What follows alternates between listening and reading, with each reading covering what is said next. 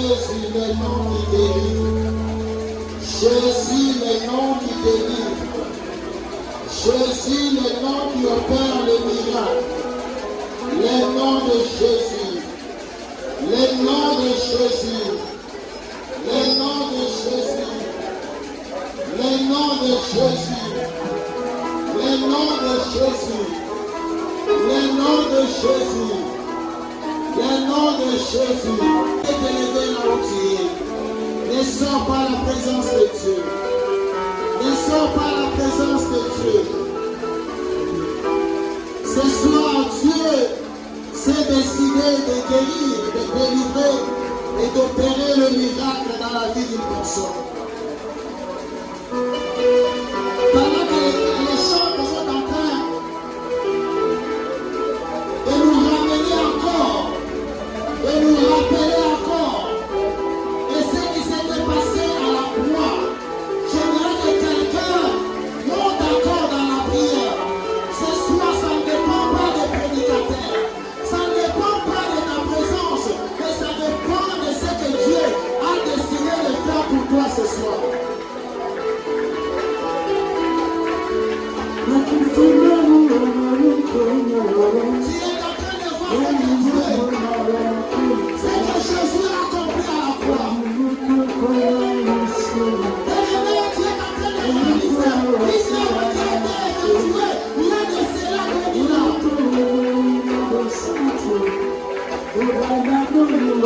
J'ai ainsi que ce soir, c'est le temps de la guérison, c'est le temps de délivrance, c'est le temps de miracle.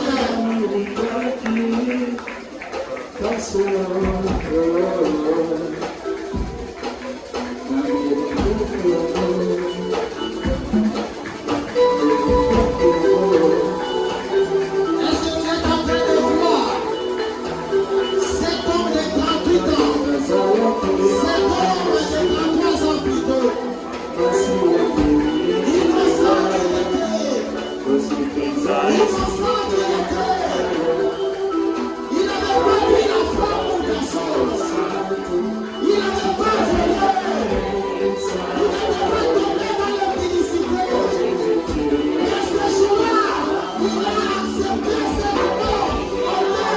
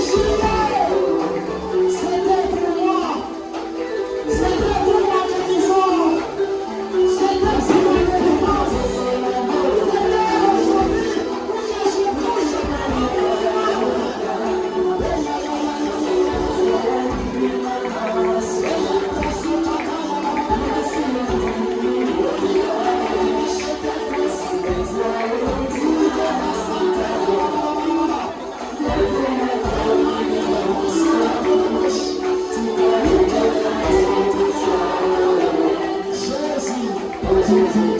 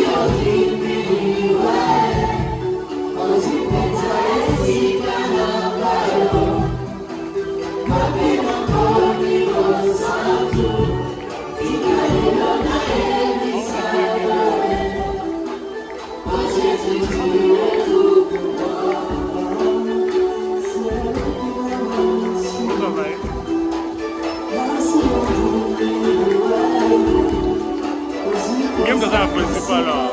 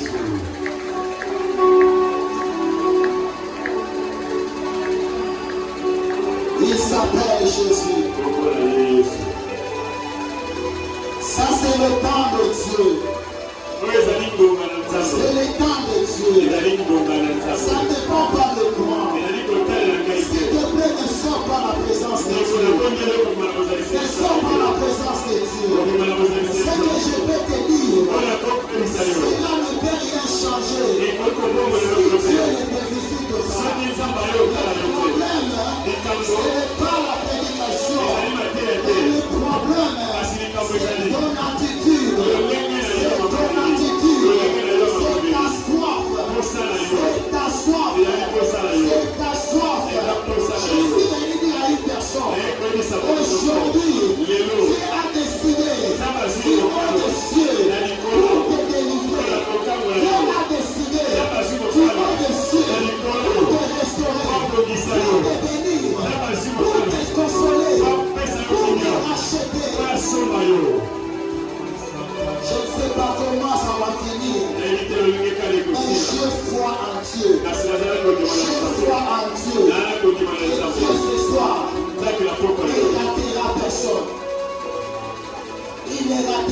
personne. Il ne ratera personne. Il ne ratera personne.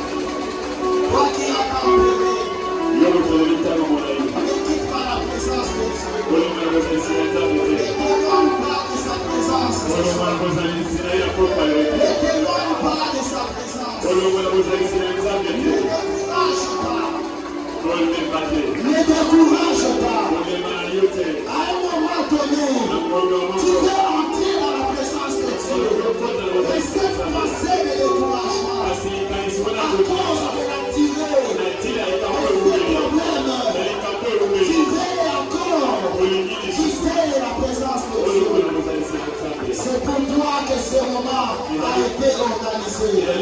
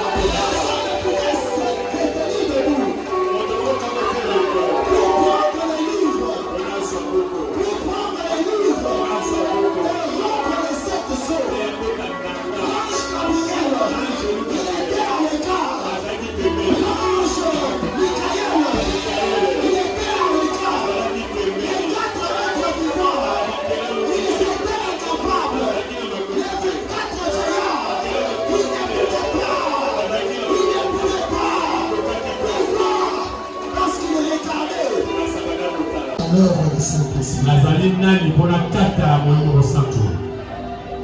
Je bénis le Seigneur pour cette dernière journée. Je bénis le Seigneur pour votre présence. Et au nom du département de l'intercession et de tous les intercesseurs, nous disons merci à notre papa, le pasteur Dani Kiko, pour nous avoir accordé ce temps et perturber le programme de l'église, afin que nous puissions accomplir ce que le Seigneur nous avait demandé de faire. Il y a des églises aussi, des départements peuvent organiser des activités comme celle-ci. On ne peut jamais perturber le programme de l'église. On peut créer pour un temps en dehors du programme de l'église. Parfois, nos pères permettre que nous puissions perturber le programme de l'église pour ce programme. Disons merci et que Dieu le bénisse à vous. Nous te bénissons encore une fois de plus pour ta présence ce soir. En rappel, je dis encore à une personne, nous n'est pas venu à l'éthique biblique ce soir. Mais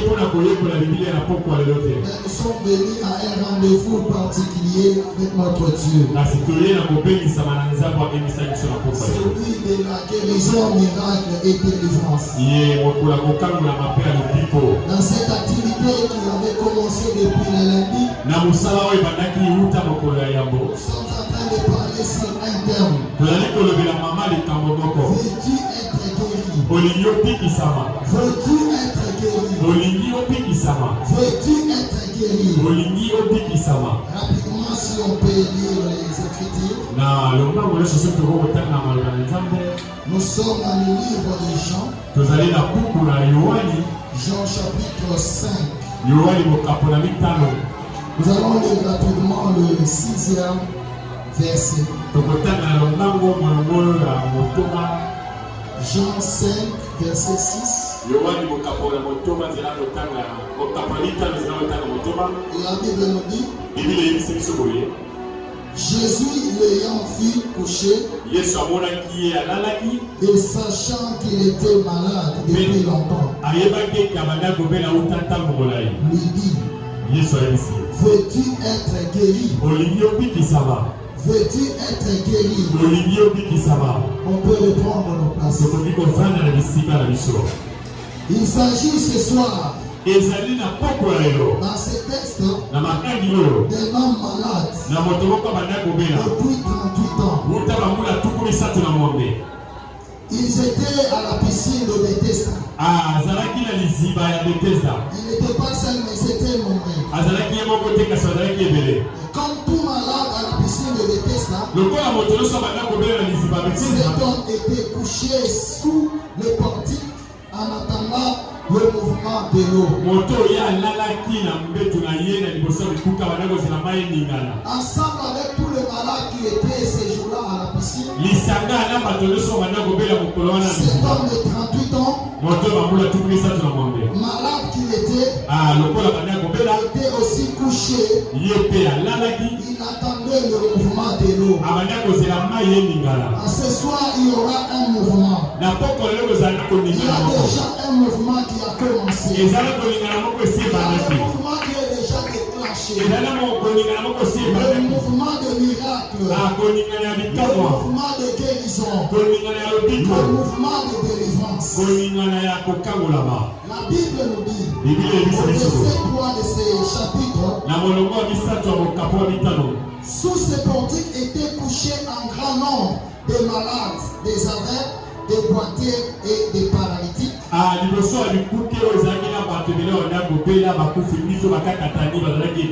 Qui attendaient le mouvement de l'eau. Oh, à la piscine de Bethesda, il y avait des cas et des cas. Toutes ces situations, tous ces problèmes attendaient une chose. Ils attendaient une chose. C'était juste le mouvement de l'eau. Le boité, les malades, les paralytiques, les aveugles, toutes sortes de maladies, ils attendaient une seule chose, le mouvement de l'eau. C'est quoi le mouvement de l'eau? C'est quoi le mouvement qui peut déclencher le miracle? C'est quoi le mouvement qui peut guérir? C'est quoi le mouvement qui peut donner la solution? Si nous lisons le livre de Lamentations, chapitre 3, le verset 26. Lamentations 3, 26. La Bible nous dit, il est bon d'attendre en silence les secours de l'Éternel. Il est bon d'attendre en silence les secours de l'Éternel. Et la lamentation vient nous répondre à cette petite question que nous venons de nous poser. C'est quoi le mouvement que ces gens attendaient? Ils ont dit que c'était le secours de l'Éternel. À la piscine de Bethesda, toutes ces malades, tous ces problèmes, ils attendaient une chose. C'était quoi? C'était le secours de l'Éternel. Ils attendaient le secours de l'Éternel. J'aime la Bible pour la précision. J'aime la Bible pour la complémentarité. La Bible ne dit pas qu'ils attendaient en désordre. Ils n'attendaient pas en murmurant. Ils n'attendaient pas en s'inquiétant. Ils attendaient en silence. Quand nous rentrons à la piscine de Bethesda, nous voyons la position que ces malades avaient. Les malades à la piscine de Bethesda, ils avaient une position à coucher. Ils avaient une position couchée. Quand on est couché, et on est en sommeil, c'est-à-dire qu'à la piscine de Bethesda, les gens qui étaient là, ils attendaient leur secours en silence. Quand j'ai étudié le dictionnaire, c'est quoi le secours? La Bible, le dictionnaire français me dit, le secours c'est l'aide, l'assistance dans le danger, dans le besoin. Les gens qui étaient à la piscine de Bethesda, ils attendaient de l'aide, ils attendaient l'assistance, Cette assistance venait au moyen des mouvements de l'eau. Il fallait que l'ange vienne agiter de l'eau. Il pouvait être assisté. C'est comme ce soir. Il y a des gens qui ont besoin de l'aide. Pas l'aide d'une personne. Pas l'aide de ton père. Pas l'aide de ta mère. Pas l'aide de ton travail. Pas l'aide de ton pays. L'aide qui vient de quelque part. L'aide qui vient de l'Éternel. L'assistance qui ne vient pas des amis, mais l'assistance qui vient de Dieu. Oh, il y a des gens qui ont des problèmes. Mais le Seigneur va te dire, il faut attendre en silence. Ne murmure pas. Ne t'inquiète pas. Dieu a prévu une solution pour toi. Veux-tu être guéri? Mais pas seulement un terme que nous sommes en train de voir. Veux-tu être guéri? Mais pas seulement un terme que nous sommes en train de développer. Mais veux-tu être guéri? C'est toute une question. C'est toute une question que le Seigneur nous pose ce soir. Que le Seigneur nous pose ce soir. Papa, veux-tu être guéri? guérir? Papa, veux-tu être délivré? Maman, veux-tu être délivré? Je veux vivre le miracle. Mon frère, veux-tu être sauvé? C'est la question qui nous est posée ce soir. C'est la question que le Seigneur nous pose. Et quand Dieu nous pose la question, il a déjà lui-même la solution. Je me rappelle de l'histoire d'Ézéchiel. Le Seigneur est en train de poser à Ézéchiel la question. Oh fils de l'homme, ces ossements, est-il revivre? La réponse d'Ézéchiel. Ézéchiel dit, Seigneur, tu le sais. Ce soir, Dieu te pose la question. Dieu te pose la question. Il a déjà la réponse à cette question. La première réponse à cette question. Veux-tu être guéri? Veux-tu porter l'enfant? Veux-tu te marier? Veux-tu avoir la promotion? Veux-tu avoir le travail? Veux-tu réussir à tes études? Je ne sais pas qu'est-ce que tu veux faire. Dieu te pose la question. Je ne sais pas ce que tu veux faire. Je ne sais pas ce que tu souffres. Dieu te pose la question. Dans cette souffrance, il te demande, est-il la solution? Mais il te répond. Comme réponse, il nous dit d'attendre. Il faut attendre à celui qui veut la guérison, à celui qui veut la délivrance. Le Seigneur envoie te dire, il faut attendre en silence. Il faut attendre en silence, sans murmure, sans s'inquiéter, sans se poser des questions. Ça va commencer comment? Ça va finir comment? Donc Dieu ne veut pas que tu te poses des questions. Il veut que tu gardes silence. Il veut que tu gardes silence. Pourquoi? Parce que la solution revient à lui. Ce n'est pas des questions qui vont te donner la solution. Donc quand tu t'es lamenté, et tu n'as jamais trouvé la solution, mais il te dit, attends en silence. Il faut attendre. Mais il y a beaucoup de gens qui n'arrivent pas à attendre. Qui se posent des questions. Qui se demandent. Qui sont en train d'être agités. Il a un problème. Il n'attend pas la solution de Dieu. Il cherche la solution des hommes. Il va de gauche à droite. En train de chercher la solution des hommes. Mais Dieu nous dit, il faut attendre en silence. C'est ce qui s'était passé ce jour-là avec les enfants d'Israël. Devant la mer rouge. Ils étaient agités parce qu'ils regardaient derrière les Égyptiens qui avançaient. Devant, il y avait la mer rouge. Ils ont commencé à murmurer. Oh Moïse, pourquoi tout ceci? Tu allais nous laisser en Égypte. Écoute la réponse de Dieu. Dieu dit à Moïse, dit aux enfants d'Israël, les Égyptiens que vous voyez, les Égyptiens que vous voyez, vous ne verrez plus jamais.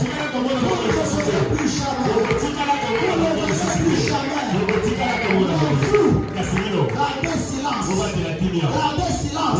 Le Seigneur combattra pour vous. Je suis venu dire à une personne, gardez silence à cause de ces problèmes. Gardez silence à cause de ces problèmes. Gardez silence à cause de cette maladie. Gardez silence à cause de cette souffrance. Gardez silence à cause de cette manque de paix. Gardez silence à cause de ce que tu traverses. Ce n'est pas demain. Ce n'est pas l'année prochaine. Ce n'est pas les années qui viendront. Aujourd'hui, le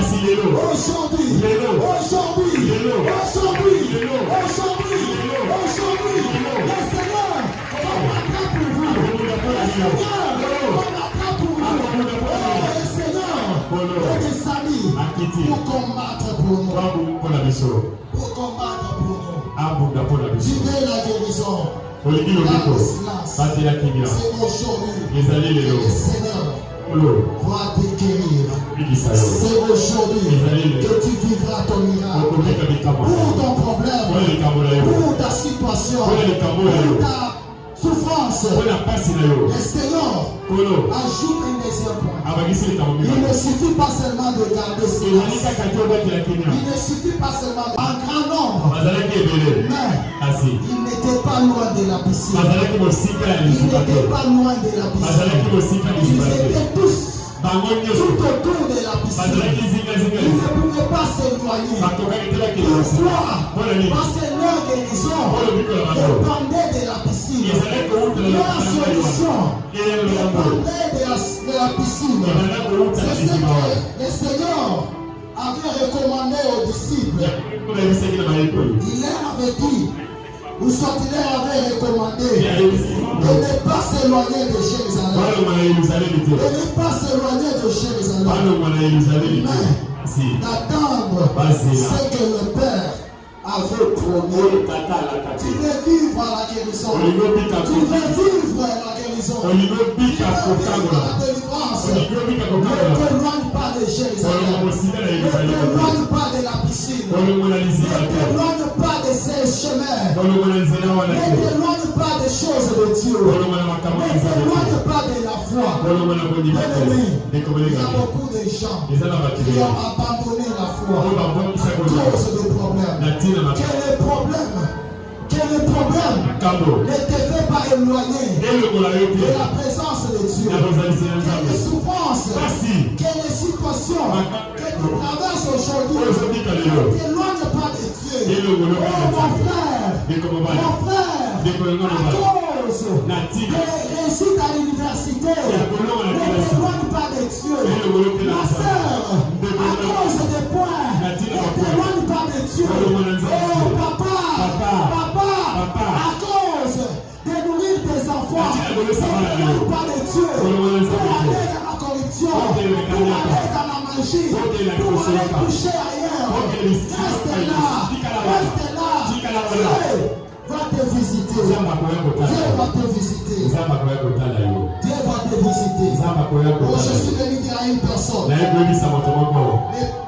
processus de la guérison, de la délivrance, des miracles, seule l'attente ne suffit pas.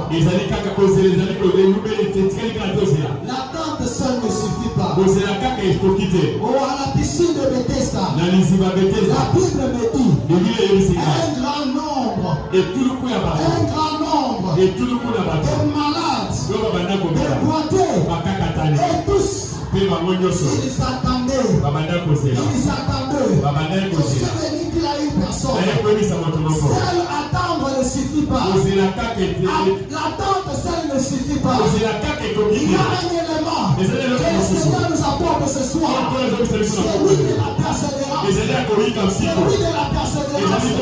a des gens qui ont attendu. Il y a des gens qui ont attendu. À un moment, ils se sont fatigués et ils ont abandonné. Un homme de 38 ans, le notre modèle à suivre. À la piscine de Bethesda, il n'y avait pas seulement l'homme de 38 ans. Il n'y avait pas seulement l'homme de 38 ans. Ils étaient nombreux. Et ma Bible à moi me dit, dans le verset que nous venons de lire, la Bible me dit, Jésus l'ayant vu coucher, je méditais, je me demandais, mais ils sont nombreux tout autour de la piscine. Pourquoi seulement le regard de Jésus est fixé sur l'homme de 38 ans? Oh, tous dans la piscine, ils s'attendaient, ils étaient en silence, ils étaient là, ils s'attendaient.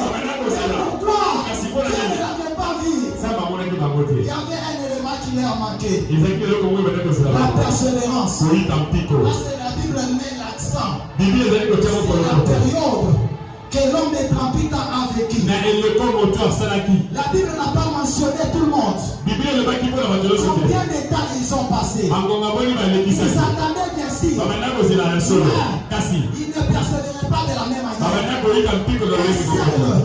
Un seul à la piscine de Bethesda a fait 38 ans. Il avait 38 ans. Toujours à l'attente. Toujours à l'attente. C'est encore la dimension d'attente. C'est la dimension de la persévérance. Même si je n'ai personne, pour me jeter dans l'eau, je persévère encore. Même si je n'ai personne, pour m'assister, je persévère encore.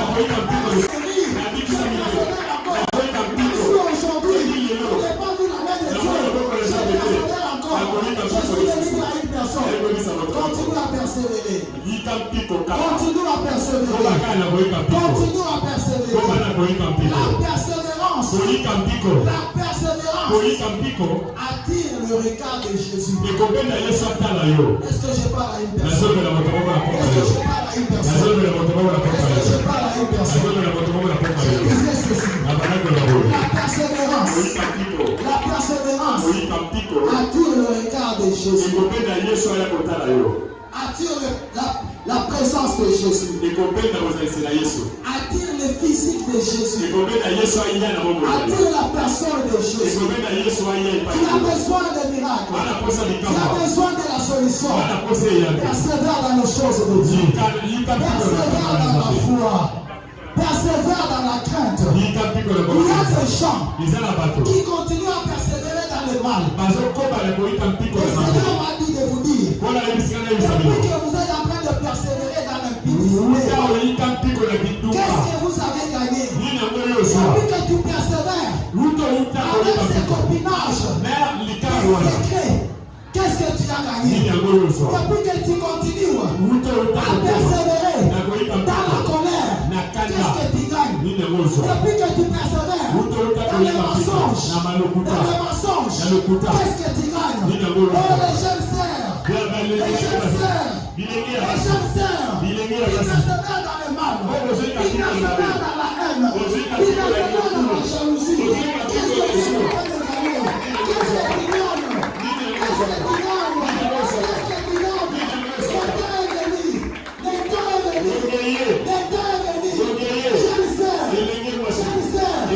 Quitte la persévérance de la médisance.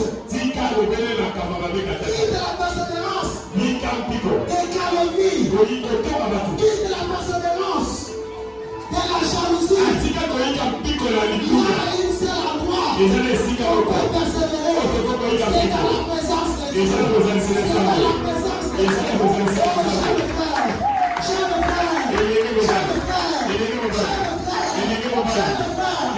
Depuis que tu persévères, derrière les jupons, derrière les jupons, tu peux savoir une fille passer devant toi. Qu'est-ce que tu gagnes? Qu'est-ce que tu gagnes? La jeunesse de la bonne, dans les mensonges. Oh papa, nous persévérons dans les concubinages, dans la polygamie. Depuis que tu persévères en trompant ta femme, qu'est-ce que tu as gagné? Oh cher papa, qui m'attendait ce soir, nous persévérons dans les mensonges. Et ce soir, le Seigneur a besoin qu'il change de position. Qu'il change de position. Il a persévéré dans toutes ces choses. Essaye d'abord. Essaye d'abord. Je dis d'un papa. Je dis d'une maman. Essayez d'abord. Persévérer dans l'amour, dans la vérité, dans la crainte, dans l'harmonie, dans le foyer. Attendons le résultat. Attendons le résultat. À cause de persévérer dans le mal, et que tu sois enseigné, à cause de persévérer dans le mal, nous nous accusons les uns des autres. C'est à cause de lui. C'est à cause de lui. Le problème, ce n'est pas la personne, ton partenaire. est mauvais, c'est que quelque part, il y a des partenaires et afin de persévérer dans les mal. Est-ce qu'on peut prendre la décision ce soir de persévérer dans l'amour, dans la soumission, dans l'amour, dans la soumission, afin que Dieu nous localise. Tu as besoin de localiser une personne. Tu as besoin de localiser une personne. Tu as besoin de te localiser. Jésus a besoin de te localiser. Jésus a besoin de te localiser. Des fois, il n'arrive pas à nous voir. Manque de persévérance, c'est comme la perturbation des réseaux. Manque de persévérance, Jésus est comme la perturbation des réseaux. Une fois que les réseaux n'est pas bon, on ne peut pas se localiser. On ne peut pas se localiser. Une fois que les signaux, les réseaux a perturbé. Il y a même un seul chiffre. Il est perturbé. Pour qu'il quitte. Le réseau ne sera pas bon. Le réseau ne sera pas bon. Pourquoi? Parce que quelque part, il y a eu un dérapage. Manque de persévérance, c'est les déparages. Et faire que Dieu puisse nous localiser. Raison pour laquelle le Seigneur a besoin de venir là où tu es. Le Seigneur a besoin de venir là où tu es. Il y a des moments que Jésus a envoyé les disciples pour guérir, pour opérer les miracles. Mais à celui qui persévère, ce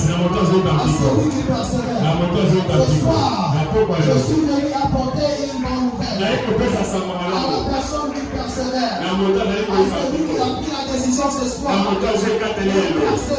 Quand tu persévères, comme l'homme ne prend plus temps, Jésus n'enverra jamais les disciples. Jésus n'enverra jamais les disciples. Il viendra lui-même.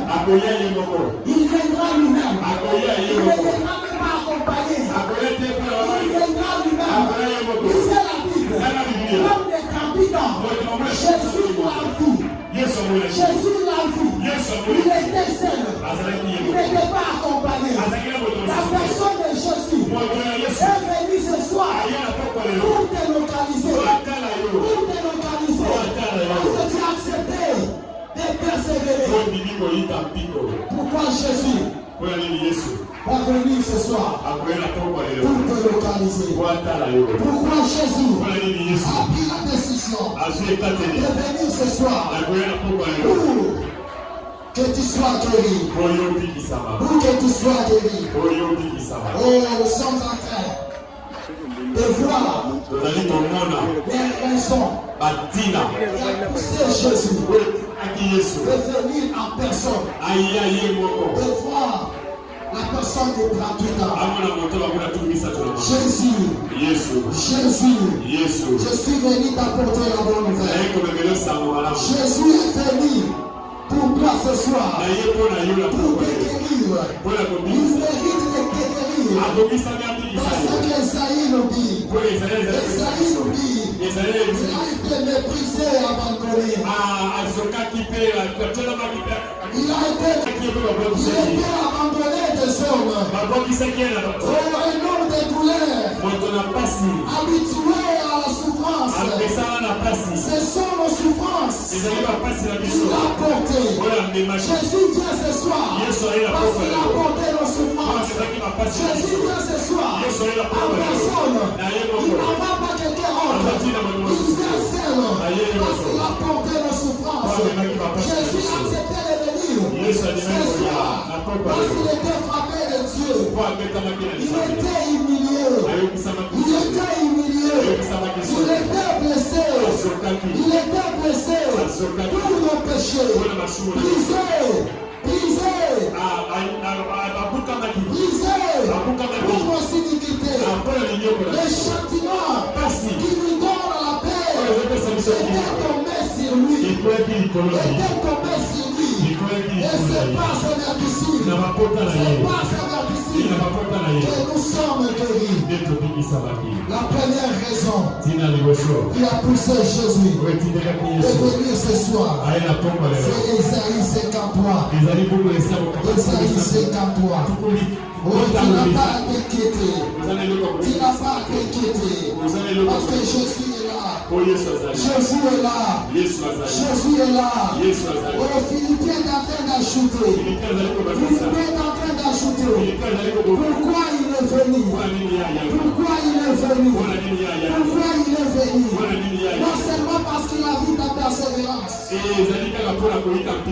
mais parce que il n'avait pas regardé comme une proie arrachée. D'être égal à Dieu. Jésus qui est venu ce soir, il était égal à Dieu. Il avait le même titre que Dieu. Il avait la même divinité que Dieu. Mais à cause de ta maladie, à cause de ta persévérance, Jésus n'a pas regardé cela comme une proie arrachée. Il n'a pas regardé cela comme un prix à ravir. Mais il sait dépouiller. Jésus a fait de parler à une personne que Jésus sait dépouiller. Jésus sait dépouiller. Il a enlevé les costumes de Dieu. Il a enlevé les costumes de Dieu. Lui qui était Seigneur. Lui qui était le roi des rois. Lui qui était le créateur. Lui qui était le tout-puissant. Lui qui était le roi des rois. Il sait dépouiller. Il sait dépouiller. Il sait dépouiller. Non seulement il sait dépouiller, mais c'est Jésus qui est venu ce soir. Il s'est rendu obéissant en s'humiliant lui-même. Il s'est humilié lui-même. Il s'est humilié lui-même. Jésus s'est humilié. Jésus s'est humilié. Jésus s'est humilié. Jésus s'est humilié jusqu'à la mort de la croix. Jusqu'à la mort de la croix. Oh, c'est pourquoi il a reçu les noms. Les noms qui est au-dessus de tout nom. Jésus a reçu les noms. Les noms qui est au-dessus de tout nom. Les noms qui est au-dessus de tout nom. Les noms de Jésus. Les noms de Jésus. Est au-dessus de maladie. Les noms de Jésus. Est au-dessus de tout nom. La raison qui a poussé Jésus de se présenter en personne ce soir, parce qu'il a reçu les noms. Il a reçu le nom. Il a reçu le nom. Un nom qui est au-dessus de tout nom. C'est le nom de Jésus. Un nom qui est au-dessus de tout nom. C'est le nom de Jésus. Enfin, Jésus, il était monté à la croix. Il était monté à la croix. On l'avait tapé. On l'avait fouetté. On l'avait tourmenté. On l'avait fait souffrir. Pour toi. La guérison est à toi. La guérison est à toi. La guérison est à toi. Parce que Jésus avait payé déjà le prix. Avait payé déjà le prix. Est-ce qu'on peut s'élever? À cause de ce que Jésus a fait à la croix, nous allons le célébrer.